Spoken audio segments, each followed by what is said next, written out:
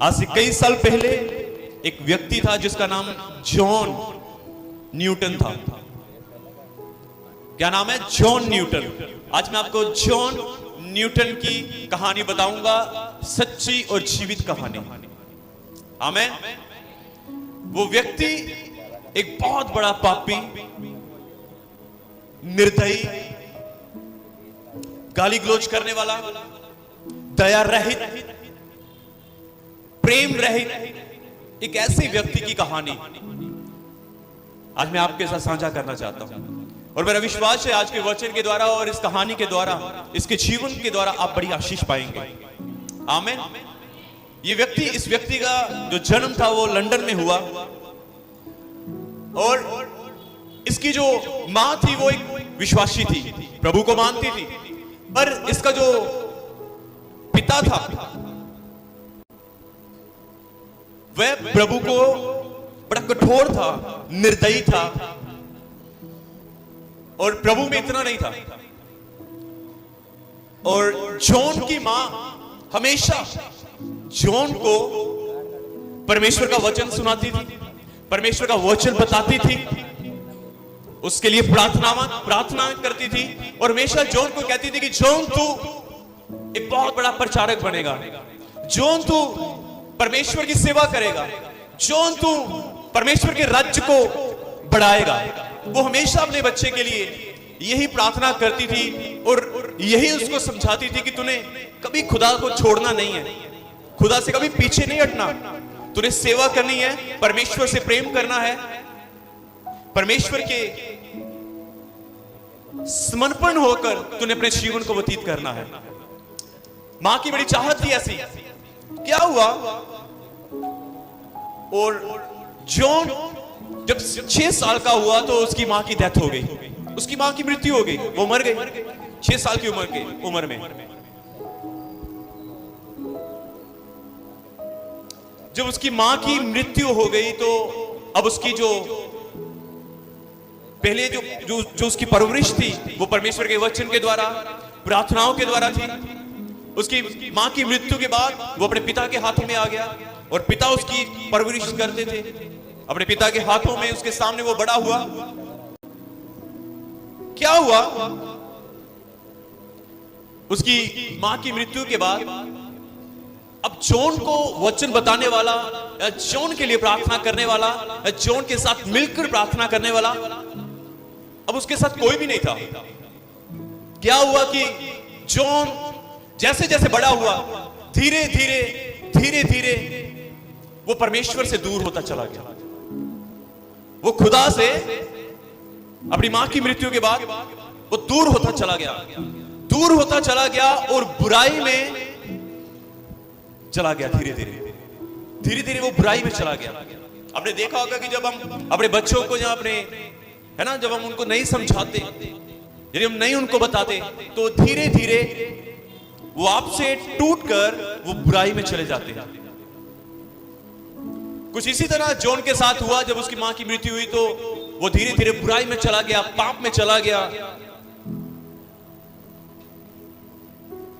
और छोटी उम्र में भी उसने काम करना शुरू कर दिया।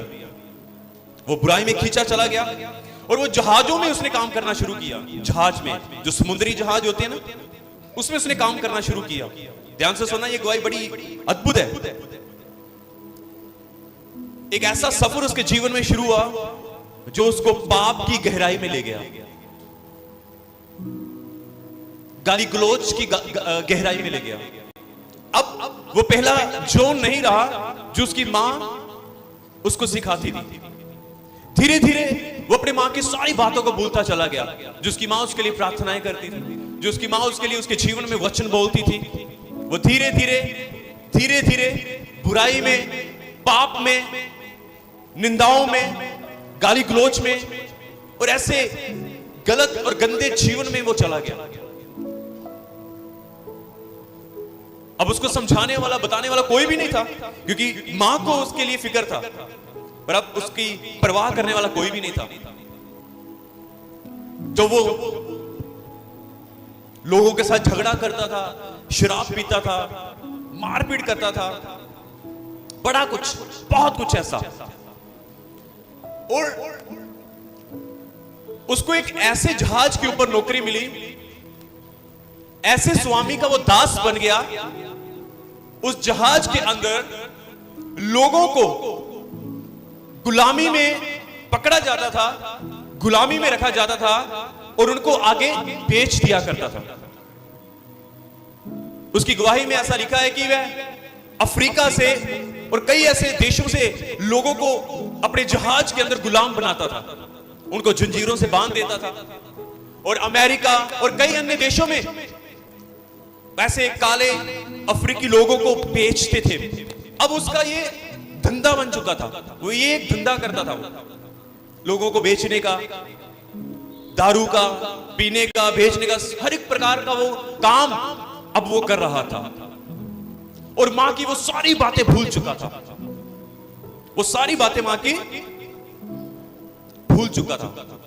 पर एक बात जरूर है, भले ही वो अपनी मां की सारी बातें भूल चुका था, पर परमेश्वर ने उसकी मां की प्रार्थनाओं को वो कभी नहीं भूला था। दोनों में अंतर है।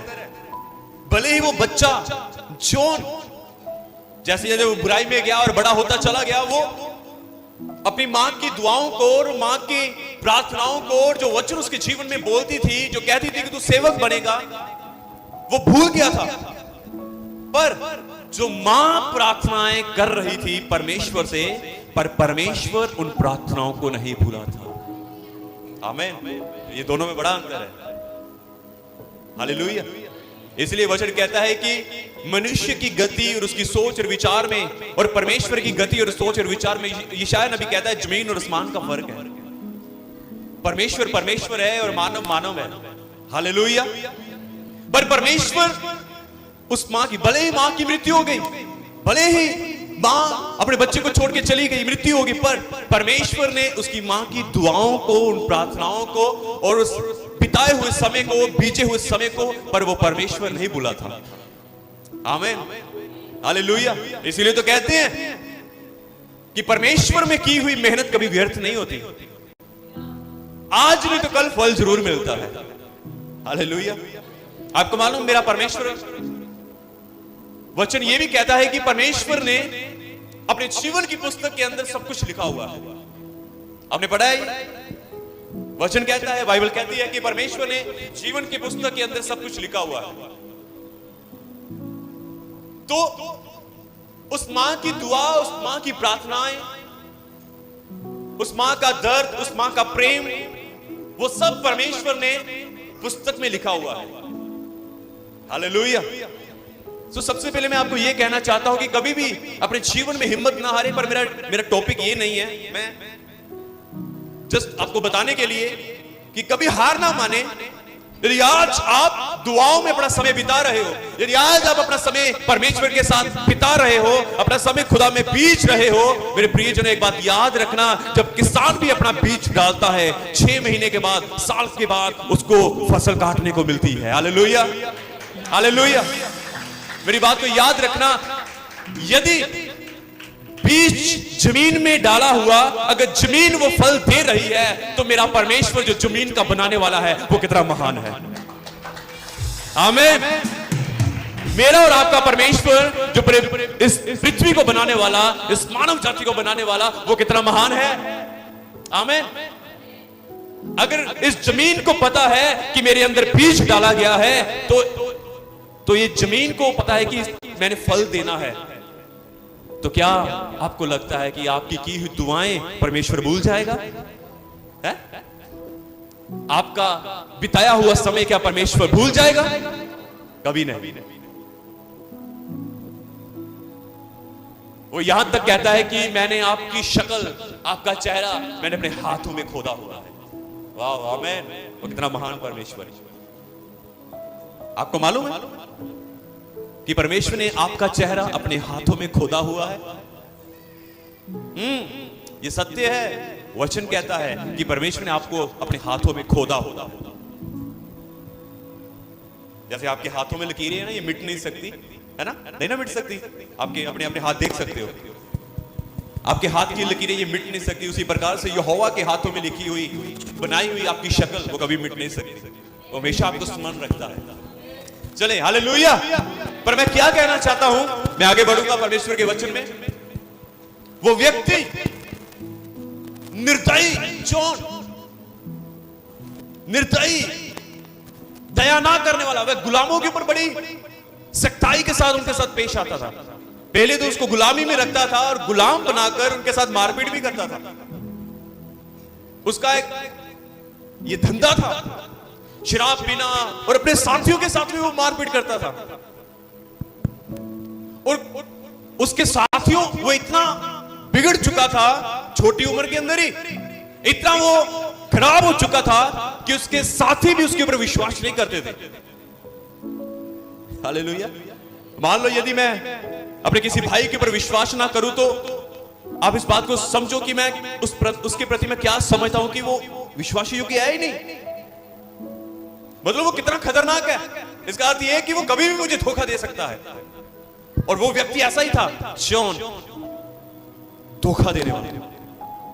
हालेलुया। उसका जीवन ऐसा चलता रहा। कई बार उसकी लोगों के साथ लड़ाई हुई, कई बार वो मरते मरते बचा। पर एक दिन क्या हुआ, एक दिन वो सोने से भरा हुआ जहाज और गुलाम लोगों से भरा हुआ वो जहाज वह जा रहा था। जब वो समुद्र में जा रहा था, समुद्र पहले शांत था। जब वो चले आगे, जैसे वो बढ़ता गया बढ़ता गया बढ़ता गया, जैसे ही वो आगे बढ़ता गया, एकदम से आसमान में काले बादल आ गए, तूफान उठने लगा, समुद्र का संतुलन बिगड़ गया।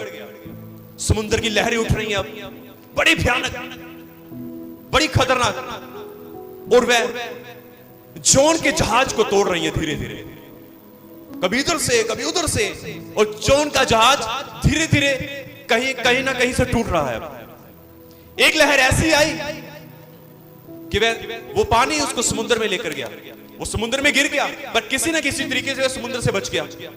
पानी पूरा यहां तक था, समुद्र के बीच में गिरा, उसकी वो सांस नहीं ले पा रहा था, पर वो किसी ना किसी तरीके से यत्न करके वो बच गया। समुद्र के से निकलकर वो जहाज के ऊपर आया और जहाज पूरी तरह डैमेज हो रहा है पानी के साथ।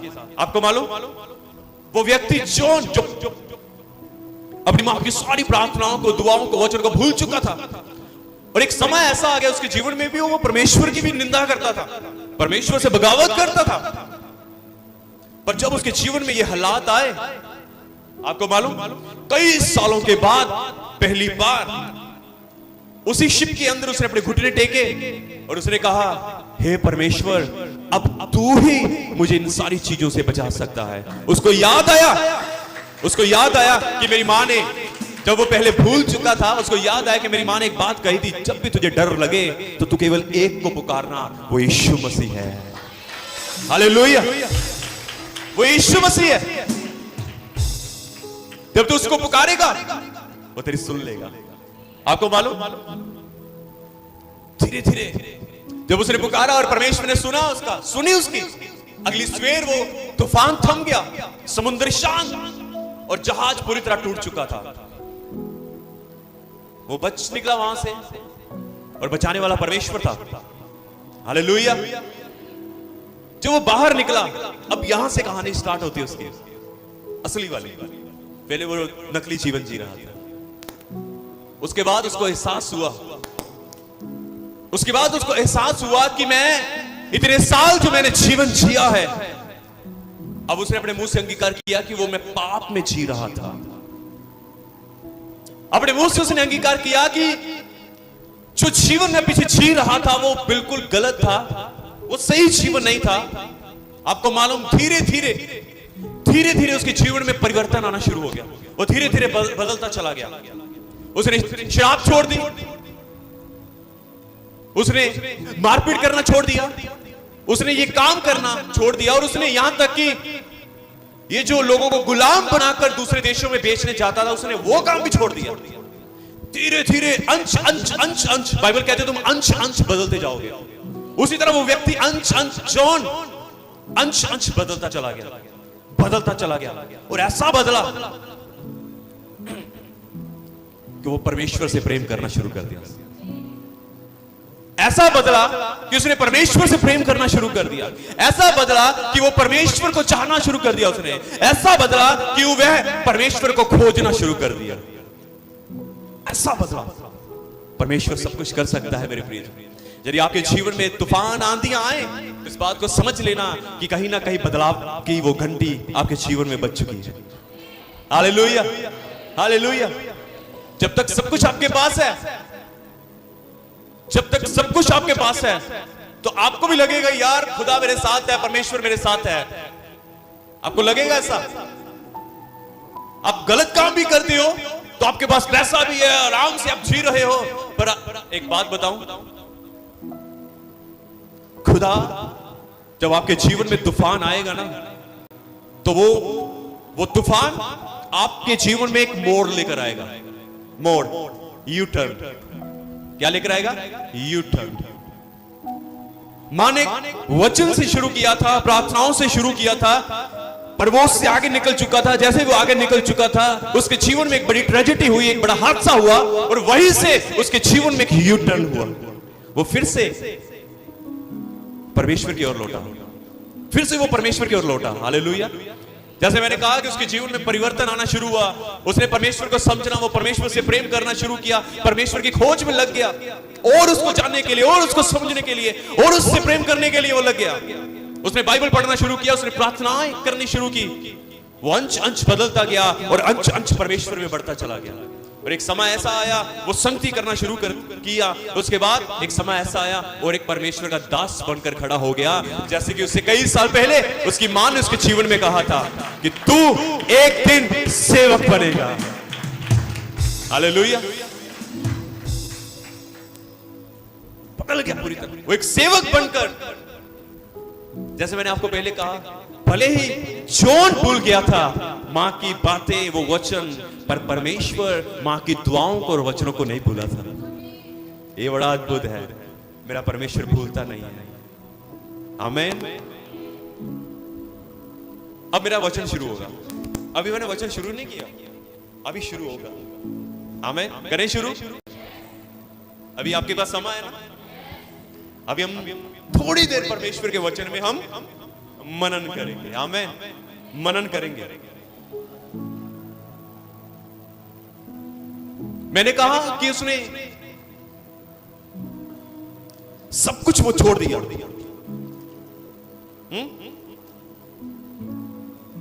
उसका जीवन धीरे धीरे बदल गया। वो बातें जो वो पहले करता था, वो काम जो पहले करता था, उसने छोड़ दिया। वो बदल गया पूरी तरह, पास्टर बन गया। अब लोग उसको कैसे देखते हैं? अब वो लोग देख रहे हैं, यार ये वही जॉन नहीं है जो दारू पीता था? क्या ये वही जॉन नहीं था जो लोगों के साथ लड़ाई झगड़ा करता था? क्या ये वही जॉन नहीं है जो लोगों को गुलाम बनाकर अन्य देशों में बेचने के लिए जाता था? आज ये एक सेवक बनकर खड़ा है। वाह! आज ये परमेश्वर का काम कर रहा है और हमें ये सीख दे रहा है। ये तो गुस्से वाला था और आज हम इसके जीवन में एक प्रेम देख रहे हैं। ये जो लोगों को रुलाता था, आज हम इसके जीवन में, आज उसको देखा जा रहा था। पहले वो लोगों को रुलाता था, पर आज वो खुद रोता है लोगों के जीवन के लिए। ये बदल जाए, ये बच जाए, ये छुटकारा पाए, ये उद्धार पाए। आज वो खुद रो रहा है, दूसरों के लिए प्रार्थना कर रहा है। प्रभु, जैसे तूने मेरे जीवन में अनुग्रह किया, जैसे तूने मुझे बचाया, उसी तरह मैं चाहता हूं कि मेरे इन भाई और बहनों को भी बचाओ और छुड़ा। यह है बदला हुआ जॉन। पर इसके बीच में मैं आपको एक बात बताना चाहता हूं।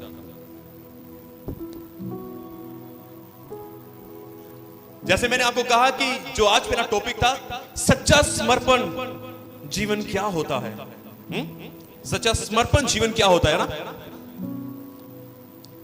सच्चा समर्पण जीवन में एक गहरा भाव है जिसमें व्यक्ति अपने मन, बुद्धि और आत्मा को किसी उद्देश्य या व्यक्ति के लिए समर्पण करता है। यह समर्पण पूर्णता का प्रतीक है जो किसी के जीवन को दिशा देता है। समझ आया? नहीं आया? कोई बात नहीं, मैं हूं आपके लिए। आमीन। सच्चा समर्पण जीवन क्या होता है? मतलब वो व्यक्ति मन, बुद्धि और आत्मा से, मन, बुद्धि और आत्मा से समर्पण होकर जीना शुरू कर देता है। समर्पण होकर, एक सच्चा समर्पण, वो समर्पण होकर जीना शुरू कर देता है। जब एक व्यक्ति के अंदर समर्पण आता है,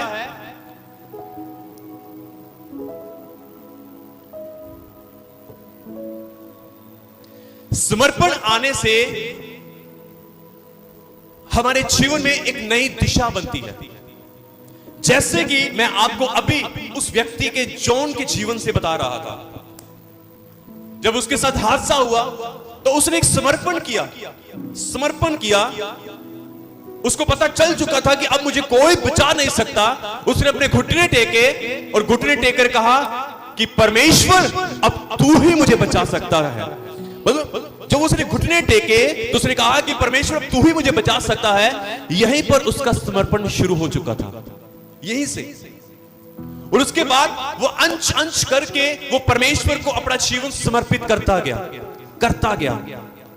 उसने दारू छोड़ दी, उसने नशा छोड़ दिया, उसने पाप छोड़ दिया, उसने बुराई छोड़ दी, लड़ाई झगड़ा छोड़ दिया। मतलब वो अपने आप को, परमेश्वर को, अपना जीवन वो परमेश्वर को धीरे धीरे करके समर्पण करना उसने शुरू कर दिया। अब वो अपनी इच्छा या अपने तरीके से नहीं जी रहा था, अब वो एक समर्पण जीवन जी रहा था। जॉन, जिसकी मैंने आपको गवाही बताई। जब सच्चा समर्पण, सच्चा पश्चाताप आता है, वो आपको एक दिशा देगा। आमीन। वो समर्पण आपके जीवन में एक बड़ी गवाही उत्पन्न करेगा। आमीन। आप समझे मेरी बात को? सच्चा समर्पण आपके जीवन में एक बहुत बड़ी गवाही को खड़ा करेगा। जैसे जॉन ने, जब लोगों ने देखा क्या ये वही नहीं जो लोगों को मारता पीटता, दारू पीता, लोगों को गुलाम बनाकर बेचता था। अब वो कहते हैं, ये तो पहले वो कहते हैं निर्दयी था, अब वो देख रहे हैं एक प्रेम करने वाला और दया करने वाला जॉन। आमीन, हालेलुया। एक प्रेम करने वाला और एक दया करने वाला जॉन।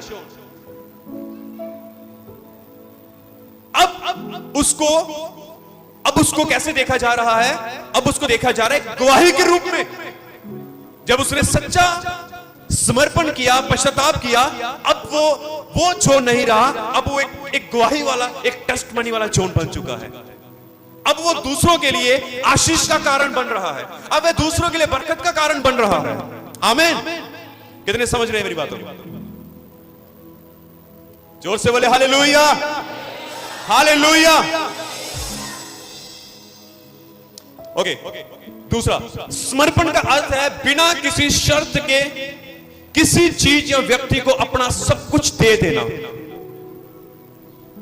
ध्यान से समझिए, समर्पण का अर्थ है बिना किसी शर्त के या किसी शर्त के किसी चीज या व्यक्ति को अपना सब कुछ दे देना। मैं फिर से उसी व्यक्ति की, अब मैं आपको एक रियल हीरो के बारे में बताना चाहता हूं। रियल हीरो सुनना चाहते हो आप? सुनना चाहते हो आप? एक रियल हीरो, उसका नाम यीशु मसीह। आमीन। Real hero. आपने उसका समर्पण देखा? क्या आपने उसके जीवन का समर्पण देखा? वचन कहता है वह स्वयं परमेश्वर था, वह स्वयं परमेश्वर था, वह स्वयं सिंहासन के ऊपर बैठता था, वह स्वयं परमेश्वर है। पर उसका समर्पण देखो, वो मानव जाति के लिए जमीन के ऊपर उतर आया, एक मानव बनकर। आमीन, हालेलुया। उसके बारे में देखो, एक रियल हीरो। मैं आपसे पूछना चाहता हूं, मैं आपको बताना चाहता हूं कि जब वो नीचे उतरा एक मानव के रूप में, क्या उसने कोई शर्त रखी? कोई शर्त नहीं रखी। उसने कहा मैं अपना जीवन इस पूरे संसार के लिए दे दूंगा। हम सब जानते हैं कि पहले समय में लोग अपने पापों से कैसे क्षमा पाते थे। मैं ज्यादा गहराई में नहीं जाऊंगा, लोग कैसे अपने पापों से क्षमा पाते थे। पर परमेश्वर ने कहा कैसे, अब केवल एक बलिदान होगा। वो स्वयं, परमेश्वर ने कहा मैं पुत्र के रूप में नीचे आऊंगा और स्वयं अपना ही बलिदान करूंगा, केवल एक बार, बिना शर्त के। कोई शर्त नहीं होगी। कोई शर्त रखी उसने आपसे? फ्री विल दी है। आज भी कुछ लोग उसको ग्रहण करते हैं, कुछ लोग नहीं करते। आज भी उसने कहा जो कोई मेरे ऊपर विश्वास करेगा वह अनंत जीवन पाएगा। जो कोई मेरा इनकार करेगा, मैं किसी को दंड देने के लिए नहीं आया, पर जो मेरा इनकार करेगा वह दंड का भागी हो चुका है। यूहन्ना 3:17। हालेलुया। मतलब जो सच्चा समर्पण है उसका अर्थ है बिना किसी शर्त के किसी चीज या व्यक्ति को अपना सब कुछ दे देना। यीशु मसीह ने मेरे और आपके लिए, इस पूरी मानव जाति के लिए, इस पूरी पृथ्वी के लिए, खुदावंद यीशु मसीह ने अपने आप का त्याग कर दिया। त्याग करना, अपना जीवन दे दिया हम सबके लिए। यह है सच्चा समर्पण। हालेलुया। मेरे प्रियजनों, समर्पण एक त्याग मांगता है। यदि आप कहो ना मैं समर्पण हूं, मैं समर्पण हूं, तो समर्पण त्याग को दर्शाता है। त्याग क्या है? जैसे जॉन न्यूटन ने समर्पण किया और उसके जीवन में त्याग आया। किस बात का, किस चीज का त्याग? शराब छोड़ दी उसने वो शराब को त्याग दिया। जो वो करता था, लोगों को गुलाम बनाकर अन्य शहरों में, देशों में बेचने के लिए चाहता था, उसने वो काम छोड़ दिया। त्याग, उसने त्याग किया इन चीजों का। उसने अपनी रोटी की परवाह नहीं की, मैं क्या खाऊंगा, मेरा घर ऐसा चलता है, मेरा पेट ऐसे भरता है, मुझे पैसे मिलते, पर उसने छोड़ दिया तो छोड़ दिया। सच्चा समर्पण। हालेलुया। आज बहुत सारे ऐसे हैं जो आज भी गाने सुनते हैं, गानों के ऊपर नाचते हैं। बताओ आप मसीह कहलाते हो? आप मसीह कहलाते हो?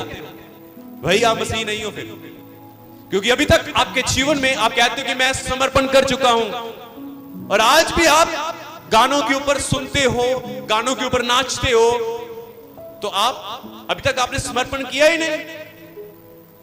अभी तक आप एक समर्पण जीवन जी ही नहीं रहे। मेरी बात को समझ रहे आप? मेरी बातों को समझ रहे आप? समर्पण त्याग को दर्शाता है। एक और बात मैं आपको बताना चाहता हूं कि यीशु मसीह ने वो सच्चा त्याग किया हम सब के लिए। उसने, बाइबल कहती है, उसने अपने आप को हम सब के लिए दे दिया। अपना जीवन हम सबके लिए दे दिया। अपने लहू का एक एक कतरा हम सबके लिए दे दिया। हमारे पापों को अपने ऊपर लाद लिया। जिन पापों के कारण मानव जाति ने मरना था, और वो सारे पाप यीशु मसीह ने क्रूस के ऊपर अपने ऊपर ले लिए, और हम सबके पापों के लिए वो स्वयं मर गया। यह है सच्चा त्याग। यह है सच्ची मित्रता। यह है सच्चा प्यार। यह है सच्चा समर्पण। हालेलुया। जोर से बोले हालेलुया, हालेलुया।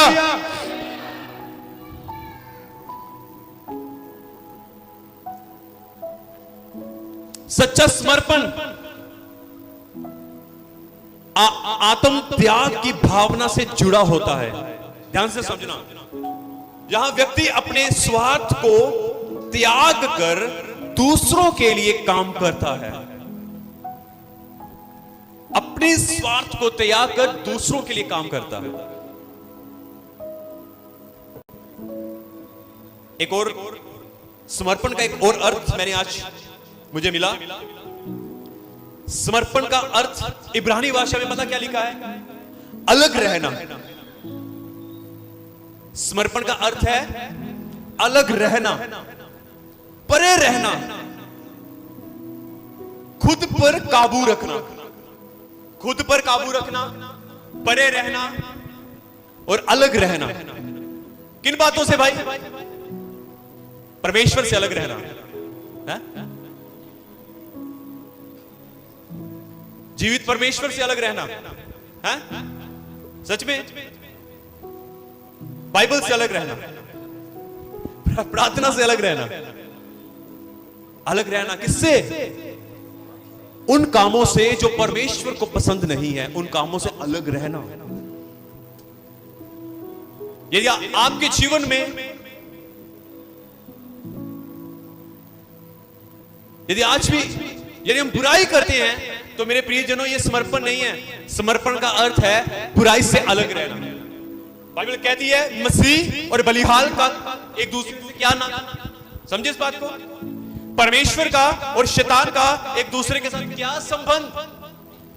इसी तरह मसीह व्यक्ति का जो मसीह में अपना जीवन जी रहा है और बुराई का, इन दोनों का आपस में क्या नाता, क्या रिश्तेदारी आपकी भाई? कोई रिश्तेदारी है भाई? सो परमेश्वर कहता है समर्पण का अर्थ है अलग रहना, बुराई से, पाप से, व्यभिचार से, घिनौने कामों से, हर एक वो काम जो परमेश्वर को पसंद नहीं है, उससे अलग रहना। यदि आप मेरी बातों को समझ पा रहे हो, यदि मेरी बातें आपके मन के अंदर, आपके हृदय में उतर रही हैं, तो आज आप अपने आप को, परमेश्वर के वचन को अपने जीवन में काम करने दो और इन बातों को समझो, इन बातों को अपने आप से बात करो। क्या मेरा जीवन, ये जो वचन बताया जा रहा है, क्या मेरा जीवन वैसा है या नहीं? क्या मैं सच में एक समर्पित जीवन जी रहा हूं? क्या मैं सच में एक समर्पित मसीही लाइफ जी रहा हूं? अपने आप से पूछना है हमें, अपने आप से, अपने पड़ोसी से नहीं, अपने पड़ोसी से नहीं, पर अपने आप से पूछना है। आज के वचन को अपने जीवन में काम करने दो, आज के वचन को अपने जीवन में काम करने दो, आज के वचन को ध्यान से आपके हृदय में काम करने दो, कि परमेश्वर का वचन आपके हृदय को, आपके दिलों को तोड़े, आपके हृदय को निचोड़े, आपके हृदय को घात करे।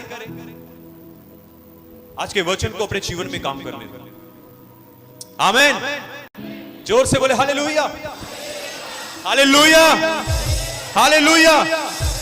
समर्पण अपनी इच्छा को मारना है, पर मसीह की इच्छा में जीना है। आमीन। मेरी बातों को ध्यान से सुनो और समझो।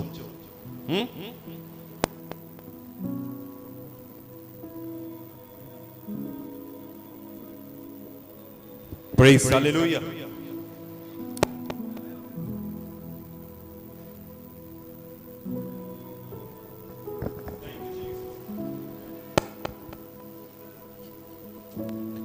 Praise Hallelujah. अब सुनो, मैं आपको कुछ कहना चाहता हूं। बाइबल आप जल्दी से, हम थोड़ा सा वचन में एक दो आयतें हम पढ़ेंगे, उसके बाद हम समाप्ति की ओर जाएंगे। निर्गमन उसका 29 उसका 6, निर्गमन 39 उसका 30।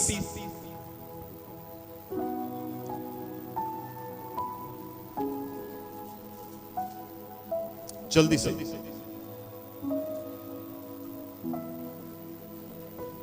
निर्गमन 29 उसका 6। जल्दी जल्दी जल्दी जल्दी, अरे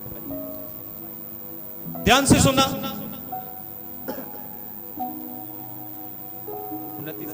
6 और 7 को भी पढ़ देना साथ में। और उसके सिर पर पगड़ी को रखना और पगड़ी पर पवित्र मुकुट को रखना। हाँ हाँ।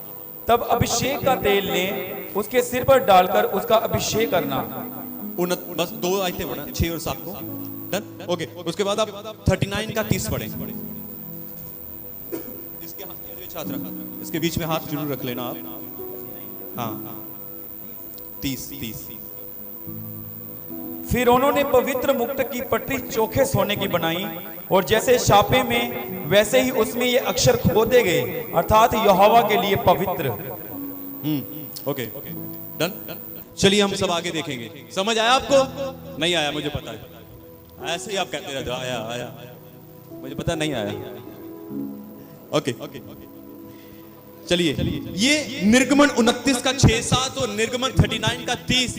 जब इन आयतों को हम पढ़ते हैं तो मैं आपको और भी गहराई से बताना चाहता हूं कि जैसे मैंने आपको बोला कि समर्पण का अर्थ है अलग रहना, परे रहना, है ना,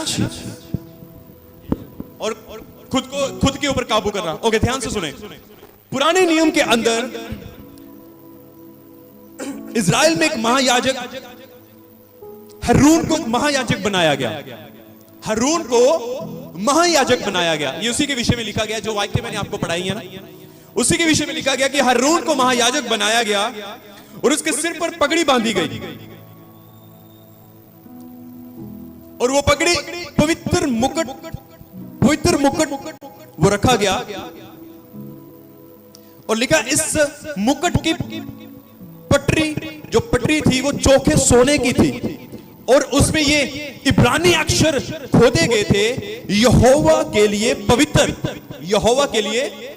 अब ध्यान से सुनो, पुराने समय में, सब ध्यान से सुनना, समर्पण का और गहरा अर्थ। पुराने समय में हारून को महायाजक का ओहदा दिया गया। परमेश्वर ने हारून को अलग किया, हारून को बुलाया और मूसा से कहा कि इसको महायाजक बना, और उसके सिर के ऊपर पगड़ी रखी गई, उसका अभिषेक किया गया, उसके सिर के ऊपर पगड़ी रखी गई, और वो पवित्र मुकुट रखा गया, और उस मुकुट की जो पटरी थी ना, मुकुट की पट्टी जो थी, उसके ऊपर चोखे सोने की थी, और उस चोखे सोने के अंदर अक्षरों में, इब्रानी अक्षरों में खोदे गए थे, और लिखा यहोवा के लिए पवित्र। यहोवा के लिए, जोर से बोले, यहोवा के लिए, जोर से बोले।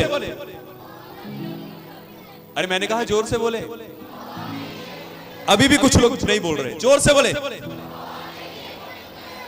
यहोवा के लिए पवित्र। और आगे लिखा यह मुकुट महायाजक को हमेशा याद दिलाता था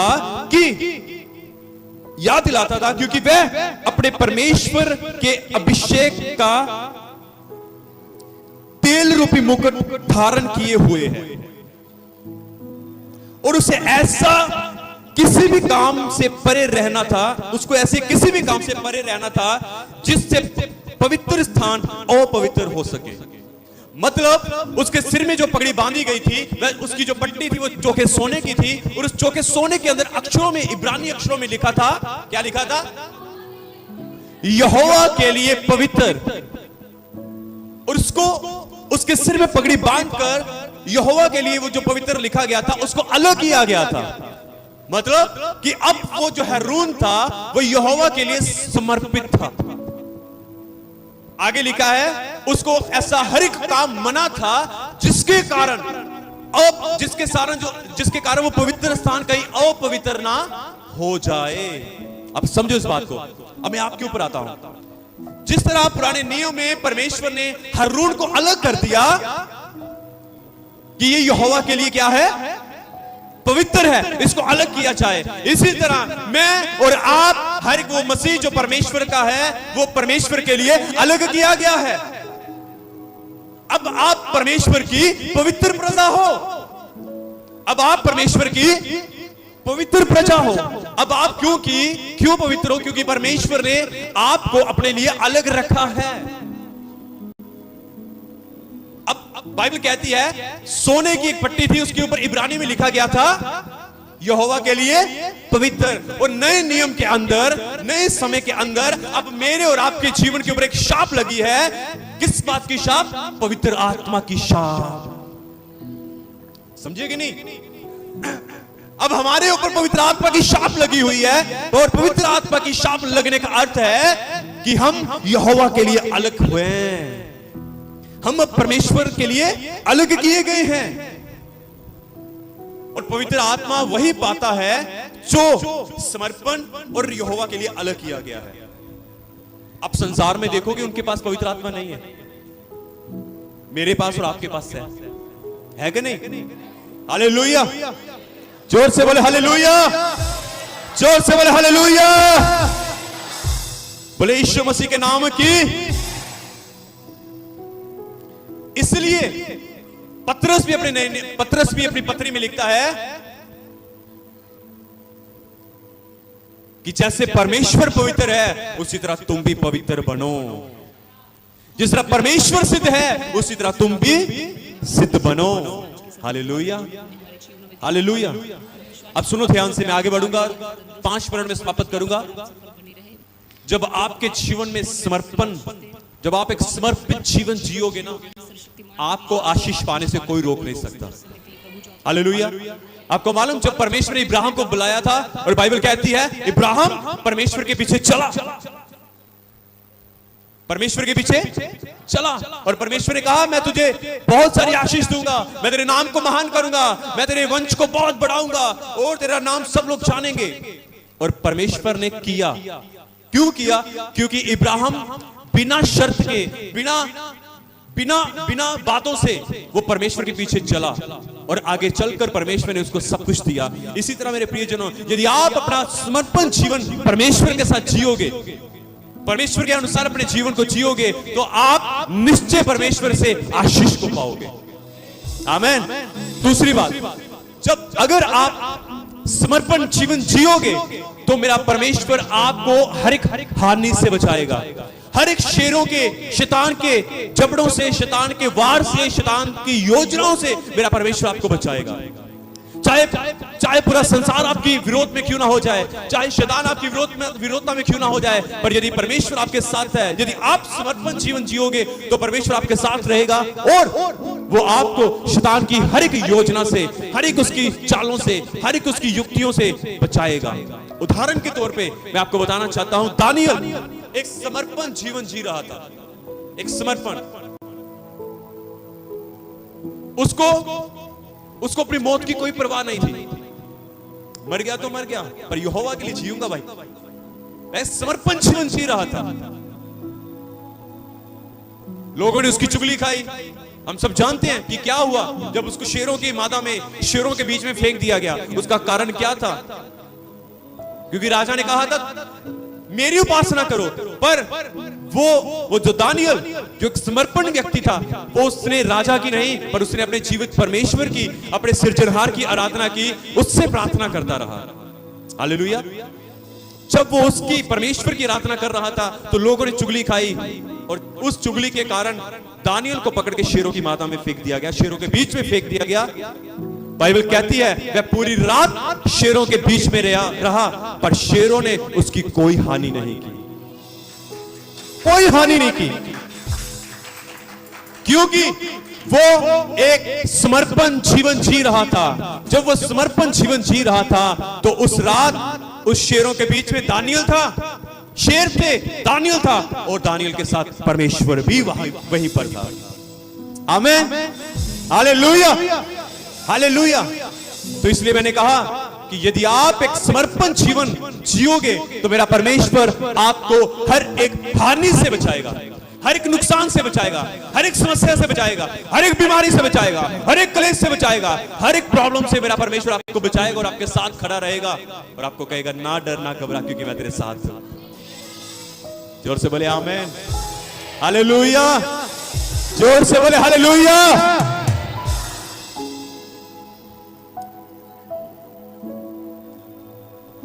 Praise, thank you Jesus।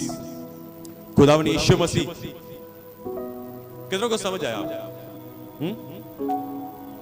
समर्पण का अर्थ पता चला? अर्थ पता चला? क्या होता है समर्पण जीवन जीना? यही जीवन हमने जीना है, यही जीवन हमने जीना है। उन बातों का त्याग करना है जो बातें परमेश्वर को आपके जीवन में पसंद नहीं है। अंश अंश करके हमें परमेश्वर में बढ़ना है। जोर से बोले आमीन, हालेलुया। खुदावन यीशु मसीह आप सबको बहुत सारी आशीष दे, बहुत सारी बरकत दे, और परमेश्वर आपको एक पवित्र, एक सिद्ध और एक समर्पण और एक ईमानदार जीवन जीने के लिए परमेश्वर आपकी मदद और सहायता करे। आमीन। खुदा बाप आपको बरकत दे। सबको जय मसीह की।